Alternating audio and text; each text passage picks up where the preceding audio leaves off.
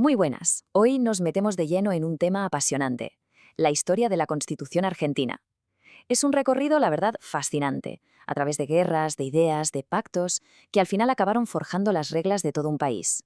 A ver, para empezar, vayamos a lo básico, a lo fundamental. ¿Qué es exactamente una constitución? Pues básicamente es como el manual de instrucciones de un país. Es la ley suprema, la que dice cómo se organiza el poder y quién lo ejerce. No hay nada por encima de ella. Claro, esa es la gran pregunta, ¿no? Porque no es un proceso nada sencillo. Suele ser una historia de conflictos, de debates muy intensos y a veces incluso de revoluciones. Vamos a ver qué pasó en el caso de Argentina. Vale, para entender cómo se crea este manual, primero hay que tener claros dos conceptos, dos tipos de poder que son clave en todo este asunto. Fijaos, aquí está la diferencia fundamental. Por un lado está el poder constituyente, que es el poder original, el que tiene el pueblo para crear la Constitución, para poner las reglas del juego.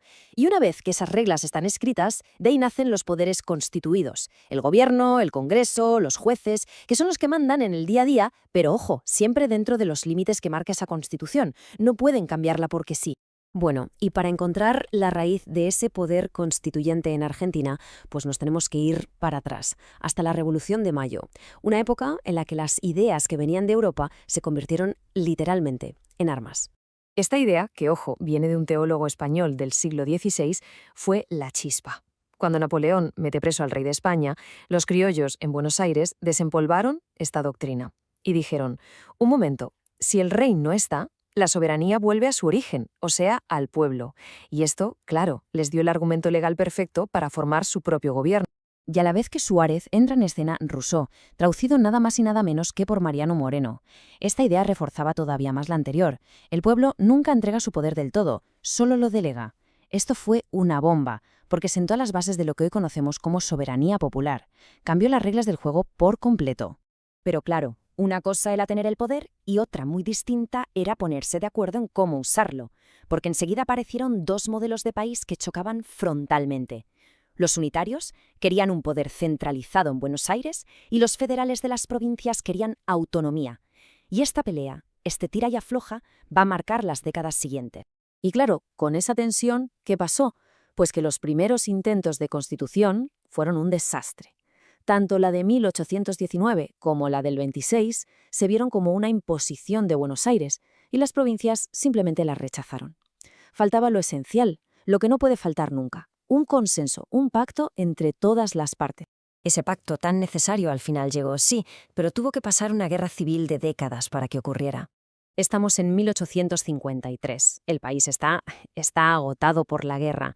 Acaba de caer el gran caudillo federal, Juan Manuel de Rosas. Y ahí, justo ahí, se abre una oportunidad. Los gobernadores de las provincias, con Urquiza a la cabeza, se juntan para ahora sí intentar escribir una constitución que valiera para todos. Y el plan que diseñaron era muy práctico. Se basaba en 4 ideas fundamentales. Lo primero, un sistema federal moderado, para equilibrar el poder entre la nación y las provincias. Después, y esto es muy importante, fomentar a tope la inmigración europea, para poblar un territorio que era enorme y estaba casi vacío. Tercero, algo fundamental, abolir la esclavitud para siempre. Y por último, garantizar una serie de derechos y libertades individuales. Por todo esto, se dice que fue una constitución, por así decirlo, sociológica. O sea, no era solo un papel con leyes abstractas, no, era una herramienta pensada para cambiar la realidad del país. Veía un problema, como la falta de gente, y daba una solución en la propia Constitución. Como diría Alberdi, que fue su gran inspirador, gobernar es poblar. Vale, ese plan de 1853 fue el cimiento. Pero claro, llegó el siglo XX y lo puso todo a prueba. Vinieron crisis, cambios sociales, cosas que sus creadores ni se hubieran imaginado. Es que el siglo XX fue un auténtico torbellino. Por un lado, la democracia avanza en 1912 con el voto universal masculino. Pero ¡pum!, en el 30, primer golpe de Estado. Luego, en los años 40, llega el peronismo, con una nueva constitución que incluye derechos sociales, que es derribada por otro golpe en el 55. Y todo este ciclo de inestabilidad, pues termina de la peor manera, con la dictadura más sangrienta a partir del 76. Es que aquí se ve la gran paradoja de ese siglo, ¿no? Por una parte, se conseguían avances gigantescos, como el voto femenino o los derechos del trabajador con el famoso artículo 14 bis, pero por la otra, la democracia se rompía una y otra vez con golpes de Estado. Y aquí hay un momento clave, en 1930, cuando la propia Corte Suprema le da el visto bueno a un gobierno militar. Esto creó una doctrina peligrosísima, que básicamente le daba una especie de barniz legal a las dictaduras. En esta época, además, nace un concepto nuevo, el constitucionalismo social. A ver, la idea es que la Constitución ya no solo tiene que proteger al individuo frente al Estado, que es la idea liberal clásica, sino que también tiene que asegurar un mínimo de bienestar para todos, derecho a un trabajo digno, a la seguridad social, a una vivienda. Con la caída de la última dictadura se abre el capítulo más reciente de esta historia y nos demuestra algo, que el debate sobre la Constitución en realidad nunca se acaba. Llega 1983, vuelve la democracia. Y el país tiene que, literalmente, reconstruirse. Se juzga a los militares, la Constitución del 53 vuelve a ser la ley suprema, pero la idea de que había que modernizarla ya estaba ahí, en el aire. Y esa oportunidad de modernizarla llega en los años 90, con un acuerdo político que pasó a la historia, el famoso Pacto de Olivos.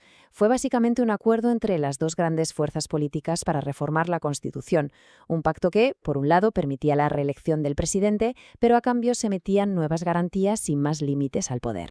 Y esta reforma, que es la que está vigente hoy en día, trajo cambios súper importantes. Por ejemplo, se intentó rebajar un poco el poder tan fuerte del presidente, creando la figura del jefe de gabinete. Se acortó su mandato, se le dio rango constitucional a los tratados de derechos humanos, que esto fue un cambio brutal, y se metieron derechos nuevos, como la protección del medio ambiente o los derechos del consumidor. Así que, como hemos ido viendo, la historia de la Constitución argentina no es para nada una línea recta. Es más bien un relato de ideas enfrentadas, de pactos que se hacen casi por necesidad y de esa búsqueda continua por adaptar las reglas del juego a una sociedad que no para de cambiar. Todo este viaje, desde aquellas ideas de la revolución hasta los pactos de hoy, nos deja una pregunta final, ¿no? ¿Es una constitución un destino final, algo que se escribe y ya está? ¿O es más bien una conversación, un debate que una sociedad tiene consigo misma y que en realidad nunca termina del todo? Ahí queda la reflexión. Muchas gracias por habernos acompañado.